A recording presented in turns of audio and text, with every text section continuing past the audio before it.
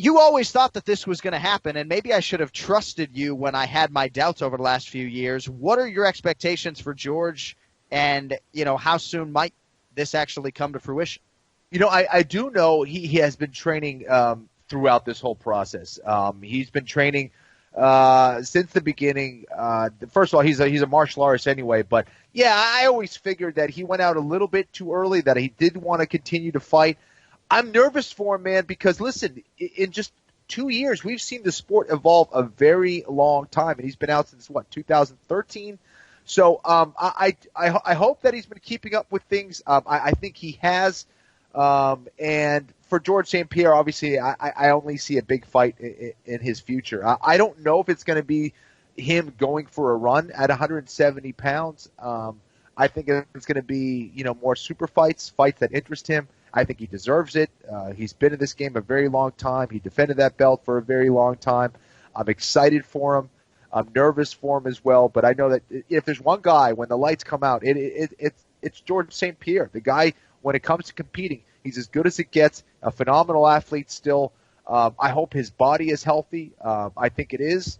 And I don't think he would do something, if he wasn't 100% ready. So I think he's ready. I think he's in a good mind space. And, for a lot of fighters, for myself and a lot of other people, when you take yourself out of the game, you see the game in a very different way. It's almost like being on the battlefield and then being up on the hill looking down. You just see it in a very different way. And I think that George St. Pierre is going to have a very fresh perspective heading into the fight game now. And I think it's going to serve him well.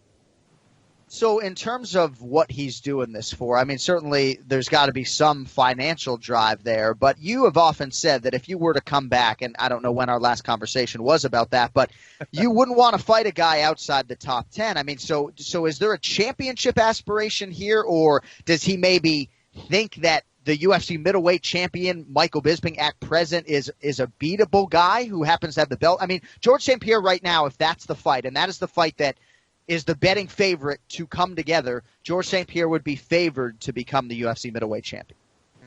Yeah, no? I think. I think it'd be a tough fight. I mean, Michael Bisping is going to be a tough out for anybody. He's going to be bigger than George St. Pierre. He's a guy that's been extremely active, and that might be the fight that gets put together. I think that for the UFC, who wouldn't want to have George St. Pierre in there as one of the faces, as one of the champs, one of the guys with the belt? And I think that might be one of the things for the UFC to say, hey, yeah, you come back, we want to see you take on a belt holder. We want to see it at 170, or we want to see it at 185 pounds. So maybe that's the choice that's been given to him, but I suspect it's a fight that George St. Pierre feels he can win, and he wants it. So I'm really interested to see who they match him up with. I know Anderson Silva is the one fight they want to see, but I don't know if I want to see that at this point. I feel like that's a fight that should have happened a little while ago.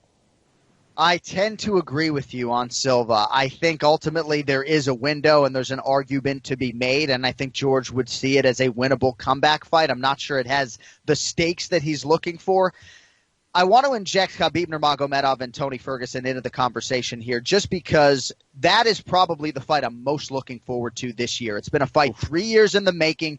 Undeniably, there should be championship stakes when those two guys fight, given that one's 24-0 and one has won like 92 in a row in the UFC, right? So all of that being said, a fight between George St. Pierre and Conor McGregor is absolutely massive. Yes, absolutely massive. I mean, I don't know how many pay-per-view buys you're talking. Is that a bigger fight than Mayweather-McGregor? I don't know that I can take that leap, but I think it's damn close. I mean, who's not watching George St. Pierre, Conor McGregor? So, again, they have options, right? Those guys can carry pay-per-views on their own, but is that not, we used to say Cyborg Rousey was the biggest fight we could make in the UFC. Is the biggest fight we can make right now at present not George St. Pierre versus Conor McGregor? Without a doubt. That's the biggest fight in UFC history right there. I mean, you look at George St. Pierre and what he brings to the table.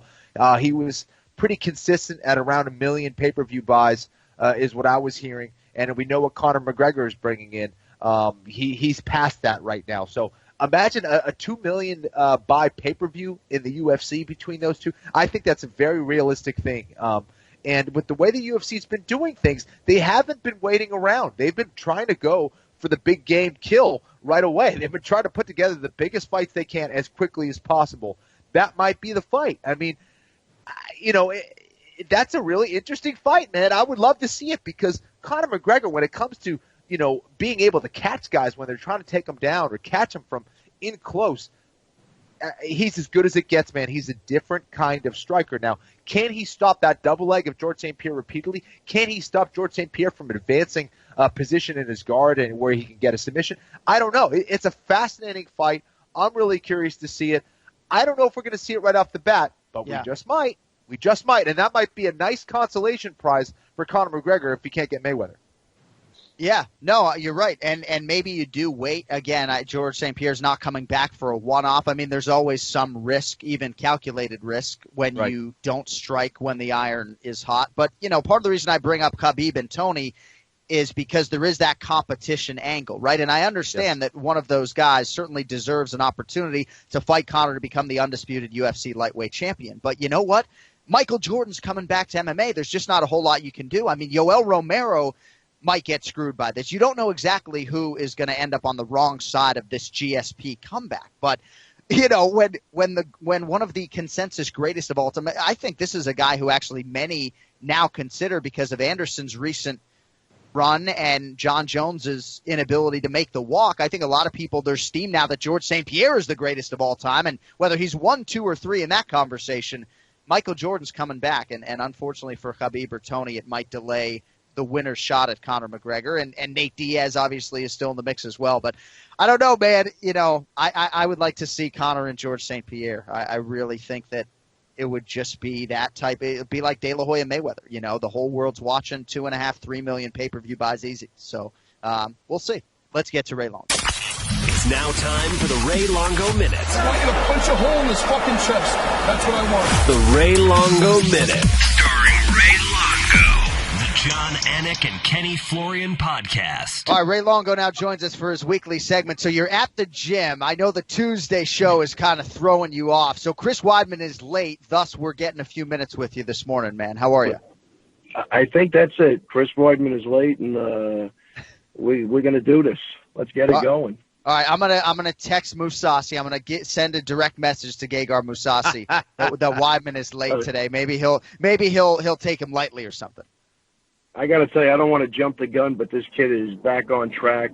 I'm loving what I'm seeing, and I can't wait for this fight. I actually wish it was next week. Nice. Yeah, well, April 8th coming up quickly. Well, I just want to grab you today and talk about Eddie Gordon, who is now going to be on this redemption season of The Ultimate Fighter. Ken Flo was going to do it, but he asked for like $750,000, and the purse is only... You know what the problem with Ken Flo, even at 170 would be too late for him. He's used to 185. Exactly. Even one side, Ken Flo, come on, you went to the finals at 85. You could easily do this at 170. Easy. Listen, the real reason, I thought it was going to be at 205. I wanted to do my 5th weight class, so it didn't work out. And yes, I did want about $750,000. They couldn't make it happen. Well, 170 was too boring for you. Exactly. Well, if you have seen the pictures on Kenny Florian's Instagram of him in a Speedo, he looks like a 175 and in shape. Man. So, Ray, Eddie Gordon, released from the UFC October of 2015, returning here on this redemption season. I know he keeps himself in great shape. Is this going to be a welterweight competition for him? Is that right? Yeah, this is crazy, man. I mean, look, when Eddie Gordon first came into the gym, I'm going to say he was 280. He was kind of still messed around with some football stuff, but I'm saying 280. I mean, the fact that this guy left for the show at like 183, 184, ripped up is phenomenal. I mean, I'm blown away with his dedication to, keeping his weight down and always getting better. And this is great. This is crazy. 170. I mean, I don't know what's going on the show. I don't think he's ever done it before. But he left here pretty close, and he looked good, and mentally was in tune with everything. And man, I don't know. I can't say enough about Eddie Gordon's desire and his dedication and his perseverance as an athlete. Well, it's great. Of course, a big part of the challenge is potentially making that weight 3 or 4